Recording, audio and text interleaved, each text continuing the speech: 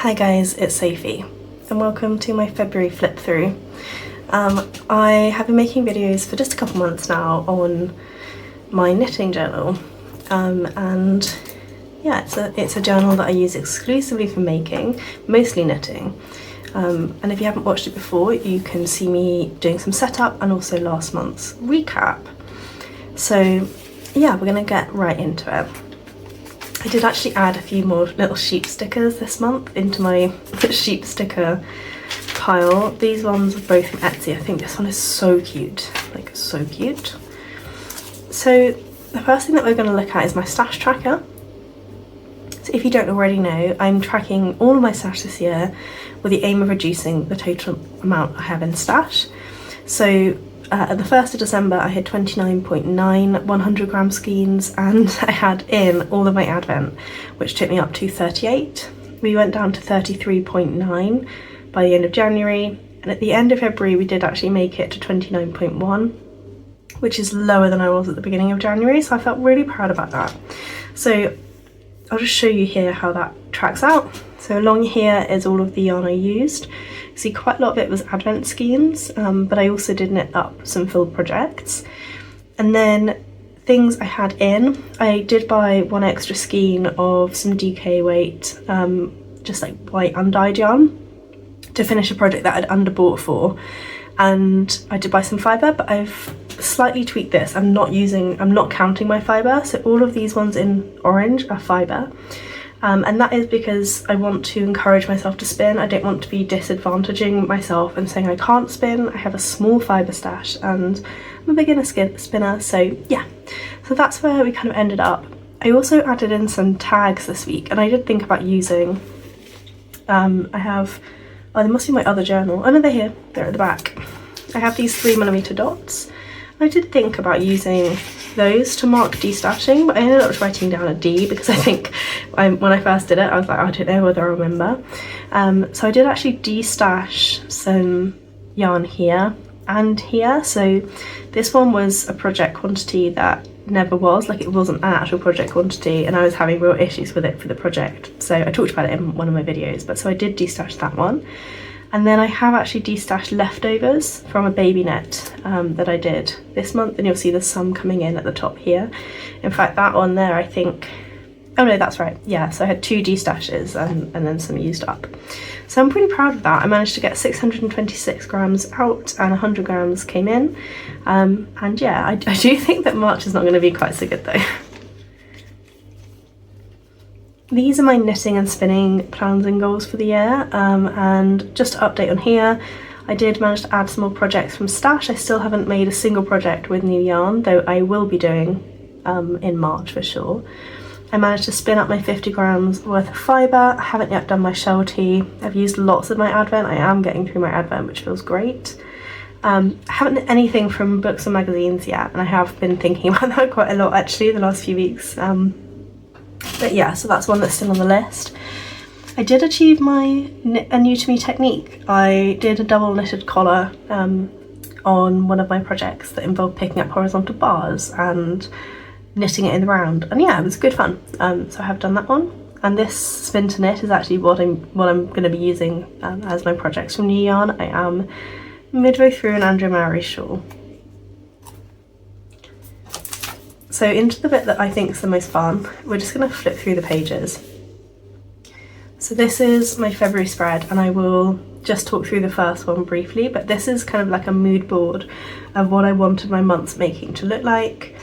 I have had real problems with a breed study. I'm not going to call out the brand here, but basically I'd ordered a spinning breed study in December, and it still isn't here in March. And they've now completely stopped communicating with me, so I don't know how I'm going to get my money back, because it was like nearly £100 worth of fibre. So I'm kind of having to do my own breed study, but yeah, I spun up Blueface Leicester, which is one I've spun loads before, but yeah, because I haven't been able to actually get that in stash, and I've been planning for it to arrive, rather than now I think I'm planning that it isn't going to arrive, and I need to probably try and just see if there's any way for me as a consumer to get my money back. But yeah, and then this section is about what I was planning on knitting, and my spinning plans as well. I should have underlined that really. And this one here is about what my whips were, and the little markers for each is whether I actually cast that one on and whether I actually finished that whip. And then I'll be quiet for a moment and just let you look at some of the pages.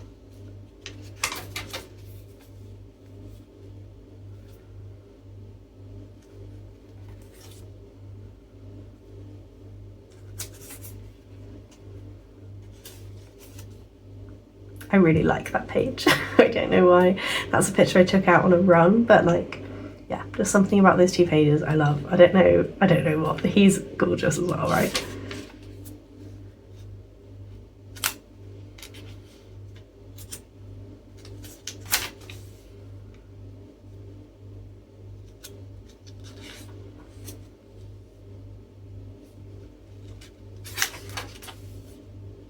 This one is kind of an interesting one. I wrote down in a different notepad, like I have a scrappy notepad, all of my whips that I could think of that I had yarn for, and then was kind of like mapping them out.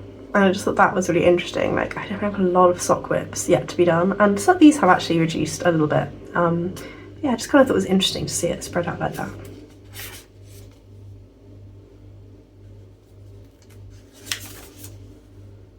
I love this spread. I think these 2 days were the first days that it felt as though spring was like peeking around the corner. Obviously it's February, so we're not there yet, but like just the sense of the days getting slightly longer, and that's been really nice to kind of reflect on in my journaling. This was a cute one of my Olga that I took when I finished it. It's like my big projects I try and do a project page for, and it just felt nice and springy as well. And then these pages also I think are kind of interesting. So I was thinking about, I definitely want to knit a Dagmar zipper this year for sure. And I did some playing around with the different coloured yarns. This one is actually a grey, it looks slightly bluer on this page, and was just looking at what the yarns look like from the swatches, what I thought they might look like made up. And I also did an Instagram poll, and 45% of you thought the grey was the best. And then it was a tie between these two, and then the light blue got the least. This was actually my birthday, so it was my birthday month in February. Yeah, we had a pretty good day. I was poorly, unfortunately, but yeah. And then, as always, at the end of each month I do a stash reflections page, so I think about like, what am I doing, how do I feel about it, and I thought this was kind of fun. So 5.5 of the skeins I had were hand spun, 3.6 of them were scraps, and 20 were actually unused skeins of yarn. So it does feel like quite a lot to me personally to have 20, but I kind of thought that was fun that these weren't actually higher. Most of my stash is unused skeins. So that's my February pages, and then we're just going to go find our way to the back and just have a really quick flip through like the stash pages. This is what we're looking at.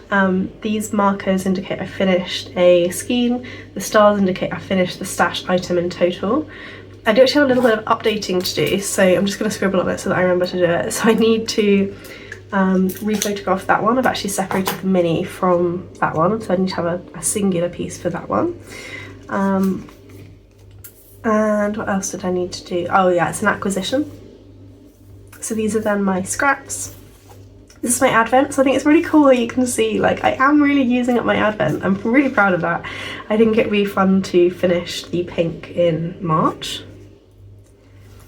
My fibre stash, I've started adding fibre stash. So originally I was adding it into my acquisitions, but I had this extra space on this page, and because my fibre stash is small, so I've used up these 3 already, so it all fits on one page. I just thought I'll just put a line in. You can see I've like had to Tipp-Ex it out because I tried to write it and then I was like, no, it doesn't give me enough room. But this section below is actually fibre I bought this year.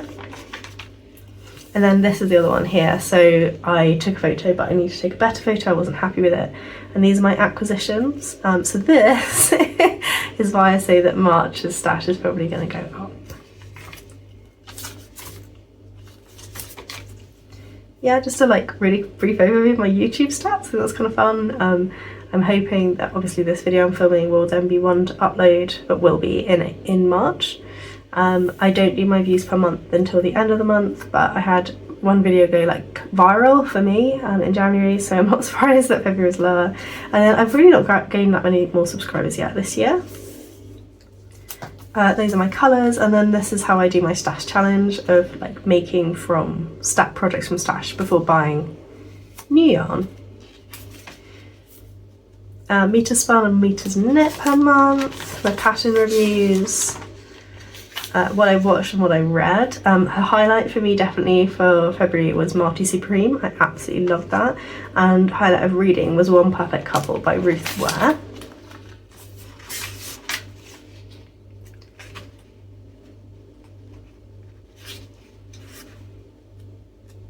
And then the last thing to show you is just this. This is my daily making challenge, and I've still made something every single day so far this year.